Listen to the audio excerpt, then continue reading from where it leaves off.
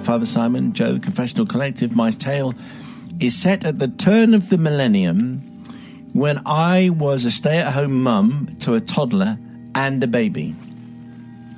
My husband Jim was working.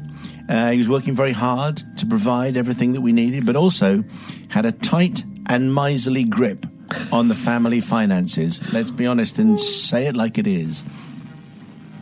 Now, Jim is passionate about all things automotive. He loves cars.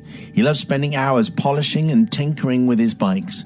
And at the time, he had an Italian sports bike. And then there was Polly. I'd bought Polly as my first car, straight out of university, and she'd been fairly old even then. Jim had set himself a mission to keep Polly running, trawling parts bins and scrap yards and patching and repairing her. Bobby would approve. I would.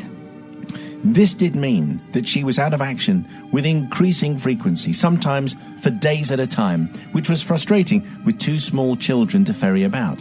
When I asked about trading in for something a bit newer and more reliable, I was met with a sad face and, "It's just not in the budget right now, love. It's just not in the budget." One day I had agreed to drive the 20 or so miles to take the children to visit their grandma. It's a fairly isolated route. It was freezing, and it was raining.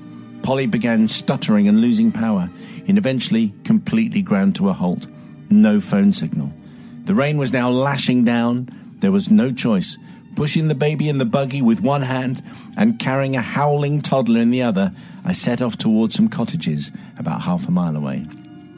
Fortunately, before reaching the cottages, my phone picked up a signal, and I managed to call Jim at work. Freezing, soaked and in tears, I explained the situation. Ordinarily, he would have left work to come and rescue me.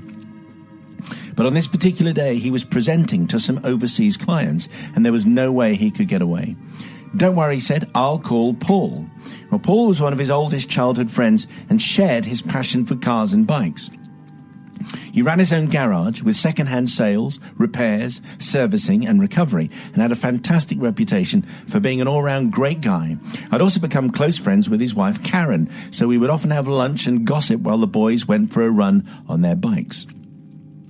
Paul duly turned up with a recovery truck, towed poor Polly to his garage, where he and his chief mechanic, with regret, declared her deceased. Paul conveyed the sad news to Jim. Jim reluctantly agreed a budget for another car. Paul helped me pick out a decent low-mileage estate. Jim was subsequently thrilled with his purchase and would tell anyone who would listen how much time and money he was saving, no longer doing all those running repairs on Polly. Happy days. And to this day, that is what Jim believes happened. The reality is just a little different. You see, Polly did not break down that day. The hysterical phone call was actually made warm and dry from Karen's kitchen with a cup of coffee in my hand.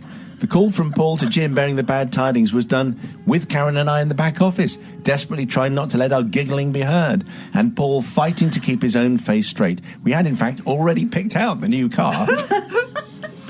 You see, about a month before, Paul and Jim had been out for a jaunt on the bikes, and over lunch, Jim had mentioned a plan to have some quite significant performance upgrades to his bike when it was next serviced. A couple of £1,000 worth of work, in fact, for which he admitted he had some money set aside. Oh. Did he indeed? Later, Karen mentioned to Paul how I'd been complaining that Polly had been out of action for 3 days, but we couldn't afford an upgrade. Between them, they made the connection to Jim's sneaky spending plans and clued me in.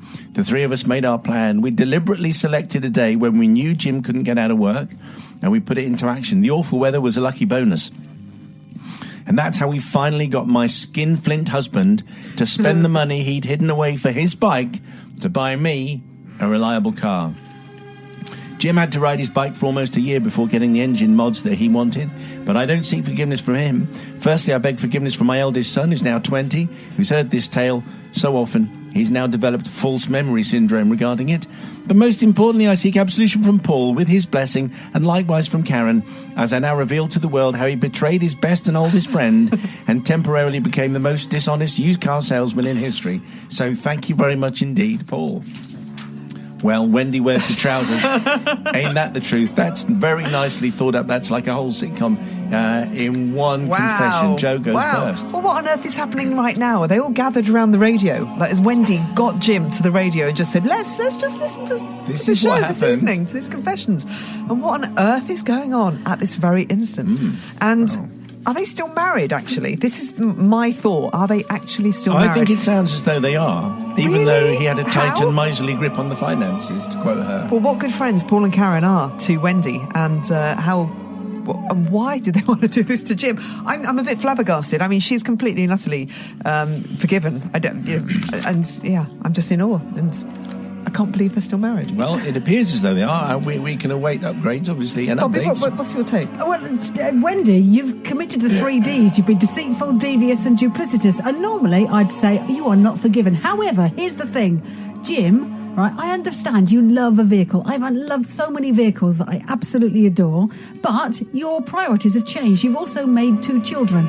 So sometimes your priorities have to change and some of your vehicles have to go to look after those said children. And that's the way it is. And there are mums and dads across the country going, yeah, I had to give up my lovely car because I had to look after the children. Jim, you're a meanie. You deserve this on every single count. The fact that you'd sneakily, but also not just been tight, but actually looked after yourself to look after your bikes and your mods. So, Jim, I am surprised you're still divorced. Good job you're not married to me. You'd be a goner. So basically, it's Jim who's not forgiven. Jim is not forgiven. This is all turned around completely.